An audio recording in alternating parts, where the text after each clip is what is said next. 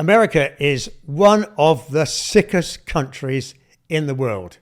In fact, it's got the sickest children on the planet. What the hell is going on?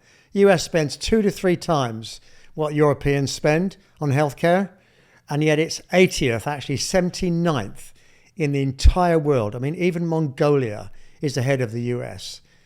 In addition to this, Americans are actually dying earlier. Everybody's talking about longevity, and people are living longer in the Western world, apart from America, where they're dying sooner. What is going on? And there's been an explosion in diseases like diabetes, like autoimmune, obesity is on the rise, ADHD, you name it, America's got it. And yet they spend 5 times their defense budget on healthcare. Why? Why the hell is this happening? I've been looking up the numbers. If you look at what they've spent on medication over the last 20 years, just in the last year, 10% of the healthcare budget was on medication.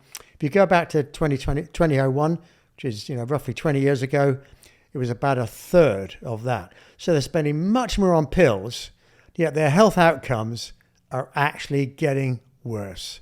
It's completely lopsided. The question is why? And one big reason is food. Basically, the American people are being contaminated by crap, over-processed food. The advertising budgets have soared. People's brains have been hacked into thinking this is good for them. It's cheap, it's colourful, it's tasty. There's mass advertising. People are thinking this is the way to eat. My opinion, and I'm not the only one that shares this, food consumption and processed food in the US is contributing to it. And guess what? The scariest thing is this. Whatever happens in the US eventually comes to Britain.